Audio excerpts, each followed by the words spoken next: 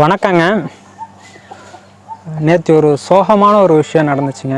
சாப்பிட்றதுக்காக மதிய நேரத்தில் வீட்டுக்கு போயிட்டு வரத்துக்குள்ளே கிட்டத்தட்ட ஒரு 20 கோழிகள், ஒரு சேவல், 21 கோழிகள் மொத்தம் நாய்கள் வந்து பிடிச்சிச்சிங்க. பண்ணை வந்து பார்த்தோன்னே அப்படியே மனசே விட்டு போச்சுங்க. ஏன்னா எங்கே பார்த்தாலும் அங்கங்கே ஒரு கோழிகள் வந்து இறந்து கிடந்தது.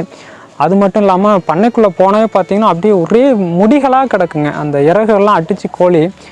அடுத்தது பார்த்திங்கன்னா நம்ம 60 முட்டைகள் வந்து அடை வச்சிடணும். எல்லா முட்டைகளுமே பார்த்திங்கன்னா அந்த டப்பாலாம் ஒட்டஞ்சி அந்த முட்டைகள் எல்லாமே சேதங்க. ஒன்று கூட காப்பாற்ற முடியல. எப்போல்லாம் நம்ம வாழ்க்கையில் வந்து ஒரு ஸ்டெப்பு மேலே போகிறோமோ அப்போல்லாம் இந்த சறுக்கல் தொடர்ந்து இருந்துக்கிட்டே இருக்குது.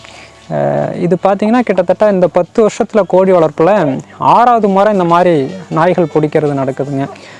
எத்தனை நாள் நம்ம கவனமாக இருந்தாலும் சரி, ஏதோ ஒரு நாள் நம்ம பண்ணக்கூடிய ஒரு சின்ன மிஸ்டேக் பார்த்திங்கன்னா அதில் பெரிய இந்த மாதிரி ஒரு பெரிய பூகம்பம் நடந்துருதுங்க. ஒரு நல்ல விஷயம் என்னென்னு பார்த்தீங்கன்னா, இறந்த கோழிகள் போட்ட முட்டைகள் எல்லாமே பார்த்தீங்கன்னா நாங்கள் ஃப்ரிட்ஜில் வச்சுருக்கோம். ஸோ அதை வச்சு நான் அந்த கோழிகளை மறுபடியும் எடுத்துருவேன். ஆனாலும் ஒரு 6 மாதங்கள் ஆகிடும். இந்த நேரத்தில் நான் குறிப்பாக மிஸ் பண்ணுறது பார்த்தீங்கன்னா எங்கள் பண்ண நாய்கள் தான். ஏன்னா அதுங்க இருந்ததுன்னா கண்டிப்பாக தாக்கு பிடிச்சி அந்த நாய்கள் கூட ஒரு போராடி கோழிகளை வந்து காப்பாற்றிருக்கோம். இல்லை நாங்கள் வர்ற வரைக்கும் அது எப்படியோ அது தாக்கு பிடிச்சிருக்கோம்.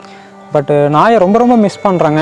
எல்லாருக்குமே தெரியும், நம்ம பண்ணையை பொறுத்த வரைக்கும் ஒரு கோழிக்கும் ஒரு பேர் வச்சுருப்போம். ஸோ அந்த கலர் எல்லாமே நமக்கு வந்து மைண்டில் பதிஞ்சிருக்கோம். ஸோ எல்லாத்தையும் ஒரே இடத்துல அப்படி இறந்து போய் பார்க்கும்போது கொஞ்சம் ரொம்பவே கஷ்டம்தாங்க. நேற்று ஒய்ஃபுமே பார்த்திங்கன்னா அழுவ ஆரம்பிச்சிட்டாங்க. ஸோ அந்த மாதிரி தாங்க நேற்று சம்பவம் நடந்துச்சு. எப்போதுமே பார்த்திங்கன்னா நாங்கள் வெளியில் போகிறோன்னா எங்கள் அம்மாவையோ இல்லை யாரையோ ஒரு ஆளை கொண்டாந்து விட்டுட்டு தான் போவோம். நேற்று ஊரில் பார்த்திங்கன்னா நிறைய ஃபங்க்ஷன் இருந்ததால் அந்த வேலையை எங்களால் பண்ண முடியாமல் போயிடுச்சுங்க. ஸோ ஒரு அரை மணி நேரம் பண்ணையில் யாருமே இல்லை அப்படிங்கிறது தாங்க இங்கே முக்கியமான காரணம்.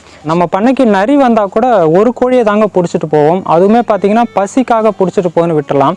ஆனால் இந்த மாதிரி சில வெறி நாய்கள் பார்த்திங்கன்னா 5, 6ன்னு சேர்ந்து வருங்க. ஸோ அப்போ தான் பார்த்திங்கன்னா அதுங்க கோழிகளை சாப்பிட்றது கிடையாது, கடிச்சு போட்டுரும், முட்டையெல்லாம் உடச்சி போட்டுரும். இந்த வீடியோ எதுக்குன்னு பார்த்தீங்கன்னா ஒரு சின்ன விழிப்புணர்வு தாங்க. உங்ககிட்ட கால்நடைகள் இருந்துச்சுன்னா அந்த ஒரு அரை மணி நேரம் கூட நம்ம அது மேலே முழு கவனம் செலுத்தணும். கால்நடைகள் வளர்க்குறவங்களுக்கு இவ்வளோ பிரச்சனைகள் இருக்குது அப்படிங்கிறதையும் நம்ம தெரியப்படுத்தணுங்கிறதுக்கு தாங்க. நன்றி.